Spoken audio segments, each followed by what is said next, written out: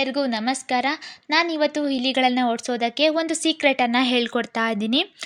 ಯಾವ ಮನೆಯಲ್ಲಿ ಇಲಿಗಳಿಗೆ ಈಸಿಯಾಗಿ ಅಥವಾ ಹೆಚ್ಚಾಗಿ ಆಹಾರ ಸಿಗುತ್ತೋ ಅಂತಹ ಮನೆಯಲ್ಲಿ ತುಂಬಾ ಹೆಚ್ಚಾಗಿ ಇಲಿಗಳಿರ್ತವೆ.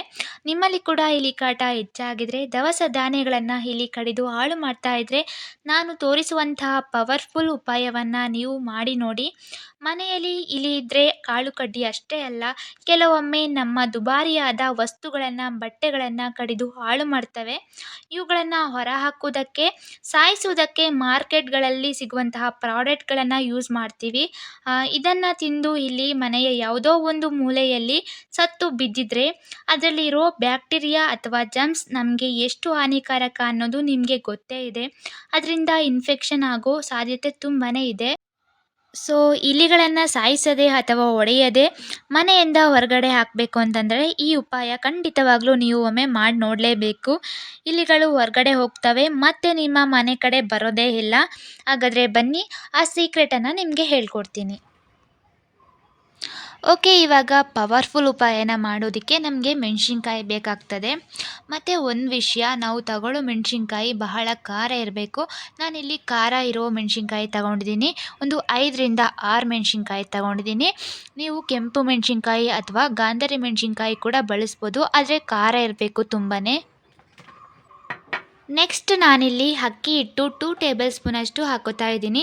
ಅಕ್ಕಿ ಹಿಟ್ಟು ಒಂದು ವೇಳೆ ನಿಮ್ಮ ಮನೇಲಿ ಇಲ್ಲ ಅಂತಂದರೆ ಗೋಧಿ ಹಿಟ್ಟು ಆಗಲಿ ಅಥವಾ ಜೋಳದ ಹಿಟ್ಟು, ಇಲ್ಲ ಅಂತಂದರೆ ರಾಗಿ ಹಿಟ್ಟು ಕೂಡ ನೀವು ಸೇರಿಸ್ಕೋಬೋದು ಇಲ್ಲಿ. ಜೊತೆಗೆ 2 ಟೇಬಲ್ ಸ್ಪೂನಷ್ಟು ನಾನಿಲ್ಲಿ ಕಡಲೆ ಹಿಟ್ಟನ್ನು ಹಾಕೋತಾ ಇದ್ದೀನಿ. ಕಡಲೆ ಹಿಟ್ಟು ಹಾಕೋದ್ರಿಂದ ಅದರ ಸ್ಮೆಲ್ಲಿಗೆ ಇಲ್ಲಿ ಮನೆ ಯಾವುದೇ ಮೂಲೆಯಲ್ಲಿದ್ದರೂ ಕೂಡ ಹೊರಗಡೆ ಬರುತ್ತೆ. ಸೊ ನೀವು ಮನೇಲಿ ಒಮ್ಮೆ ಟ್ರೈ ಮಾಡಿ ನೋಡಿ. ಇಲ್ಲಿ ಕಾಟ ಜಾಸ್ತಿ ಇದ್ದರೆ ಈ ಥರ ರೆಮಿಡಿ ನೀವು ಮನೇಲಿ ಮಾಡಿ ನೋಡಿ. ಖಂಡಿತವಾಗ್ಲೂ ಇದರ ರಿಸಲ್ಟ್ ನಿಮಗೆ ಬೇಗನೆ ಗೊತ್ತಾಗುತ್ತೆ. ಸೊ ಇದನ್ನು ಚೆನ್ನಾಗಿ ಮಿಕ್ಸ್ ಮಾಡ್ಕೊಳ್ಳೋಣ ಇವಾಗ. ನೆಕ್ಸ್ಟ್ ನಾನಿಲ್ಲಿ ವಿನೆಗರ್ನ ಬಳಸ್ತಾ ಇದ್ದೀನಿ. ಆಲ್ಮೋಸ್ಟ್ ಎಲ್ಲರ ಮನೇಲಿ ವಿನೆಗರ್ ಇದೆ ಅಂತ ಅನ್ಕೋತೀನಿ. ಸೊ ಒಂದು ವೇಳೆ ನಿಮ್ಮ ಮನೇಲಿ ವಿನೆಗರ್ ಇಲ್ಲ ಅಂತಂದರೆ ನೀವು ನಿಂಬೆ ಹಣ್ಣಿನ ರಸ ಕೂಡ ಬಳಸ್ಕೋಬೋದು. ನಾನಿಲ್ಲಿ ಸ್ವಲ್ಪನೂ ಕೂಡ ನೀರನ್ನ ಸೇರಿಸ್ಕೋತಾ ಇಲ್ಲ. ಮತ್ತು ನೀವು ಈ ಪೇಸ್ಟ್ನ ತುಂಬಾ ನೀರಾಗಿ ಮಾಡ್ಕೋಬೇಡಿ, ಸ್ವಲ್ಪ ಥಿಕ್ ಪೇಸ್ಟ್ ಆಗಿರಲಿ. ನಾನಿಲ್ಲಿ 2 ಟೇಬಲ್ ಸ್ಪೂನಷ್ಟು ಡಿಟರ್ಜೆಂಟ್ ಪೌಡರ್ನ ಹಾಕ್ಕೋತಾ ಇದ್ದೀನಿ. ನಾವು ಮನೇಲಿ ಬಟ್ಟೆ ಒಗೆಯೋದಕ್ಕೆ ಸೋಪಿನ ಪೌಡರ್ ಯೂಸ್ ಮಾಡ್ತೀವಲ್ವ, ಅದು. ಸೊ ನೀವು ಮನೇಲಿ ಯಾವ ಡಿಟರ್ಜೆಂಟ್ ಪೌಡರ್ನ ಯೂಸ್ ಮಾಡ್ತೀರೋ ಅದನ್ನೇ ನೀವು 2 ಟೇಬಲ್ ಸ್ಪೂನಷ್ಟು ಹಾಕ್ಕೊಳ್ಳಿ. ನೋಡಿ, ಇಷ್ಟು ಮೀಡಿಯಮ್ ತಿಕ್ಕಲ್ಲಿ ನಾವು ಪೇಸ್ಟ್ನ ರೆಡಿ ಮಾಡ್ಕೋಬೇಕಾಗುತ್ತೆ. ಹಾಗೆಯೇ ಈ ರೆಮಿಡಿ ತುಂಬಾ ಎಫೆಕ್ಟಿವ್ ಆಗಿದೆ ಮತ್ತು ತುಂಬ ಯೂಸ್ಫುಲ್ ಆಗಿದೆ ಕೂಡ. ನಾನು ಇದನ್ನ ಟ್ರೈ ಮಾಡಿದ್ದೆ ಒಮ್ಮೆ. ನಿಜವಾಗ್ಲೂ ಮನೆಯಲ್ಲಿರೋ ಎಲ್ಲ ಇಲಿಗಳು ಹೊರಗಡೆ ಹೋಗ್ತವೆ. ನಿಮ್ಮ ಮನೆಯಲ್ಲಿ ಕೂಡ ಇಲಿ ಕಾಟ ಜಾಸ್ತಿ ಆಗಿದ್ರೆ, ಮನೆಯಲ್ಲಿನ ವಸ್ತುಗಳನ್ನು ಹಾಳು ಮಾಡ್ತಾ ಇದ್ದರೆ ಖಂಡಿತ ಇದನ್ನು ನೀವು ಟ್ರೈ ಮಾಡಿ ನೋಡಿ. ನಾವೀಗ ಹಸಿಮೆಣ್ಸಿನ್ಕಾಯಿ ತಗೊಂಡಿದ್ದೀನಿ. ಅದನ್ನು ತೊಟ್ಟನ್ನೆಲ್ಲ ತೆಗೆದು ಚಿಕ್ಕ ಚಿಕ್ಕದಾಗಿ ಕಟ್ ಮಾಡ್ಕೊಳ್ಳೋಣ. ಈ ಹಸಿಮೆಣ್ಸಿನ್ಕಾಯಿ ಬಹಳ ಖಾರ ಇದೆ, ಅದಕ್ಕೋಸ್ಕರ ನಾನು ಇದನ್ನು ಯೂಸ್ ಮಾಡ್ತಾ ಇದ್ದೀನಿ. ನಿಮ್ಮ ಹತ್ರ ಒಂದು ವೇಳೆ ಹಸಿಮೆಣ್ಸಿನ್ಕಾಯಿ ಇಲ್ಲ ಅಂತಂದರೆ ಕೆಂಪು ಮೆಣಸಿನ್ಕಾಯಿ ಕೂಡ ಬಳಸ್ಕೋಬೋದು, ಅಥವಾ ಗಾಂಧಾರಿ ಮೆಣಸಿನ್ಕಾಯಿ ಕೂಡ ಬಳಸ್ಕೋಬೋದು.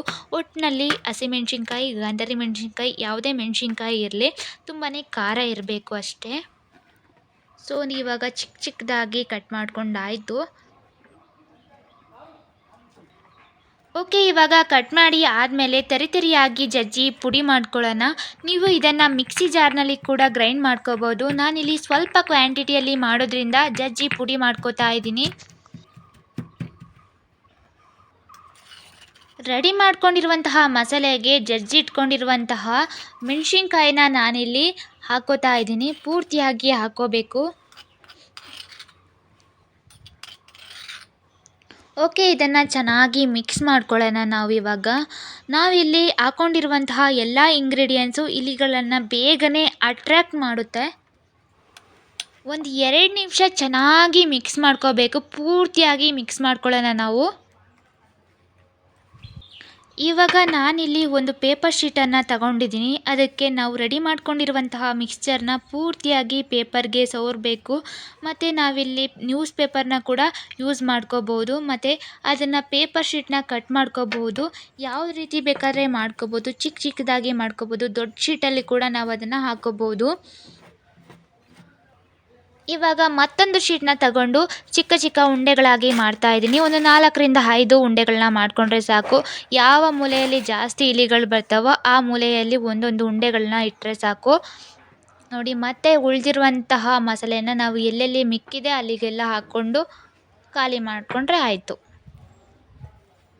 ಮತ್ತು ಒಂದು ವಿಷಯ ನೆನ್ಪಿಟ್ಕೊಳ್ಳಿ, ನಾವು ರೆಡಿ ಮಾಡ್ಕೊಂಡಿರುವಂತಹ ರೆಮಿಡಿನ ಚಿಕ್ಕ ಮಕ್ಕಳ ಕೈಗೆ ಸಿಗದಾಗೆ ನೋಡ್ಕೊಳ್ಳಿ. ಇದನ್ನು ತಿನ್ನೋ ಸಾಧ್ಯತೆ ತುಂಬಾ ಇದೆ ಮತ್ತು ಇದು ಹಾನಿಕರ ತುಂಬ. ಆದಷ್ಟು ನೀವು ರಾತ್ರಿಯೇ ಮಾಡಿ ಈ ರೆಮಿಡಿನ. ಮತ್ತು ರಾತ್ರಿ ಇನ್ನೇನು ಮಲ್ಕೋಬೇಕು ಅನ್ನೋತ್ತಿಗೆ ಈ ರೆಮಿಡಿನ ಮಾಡಿ.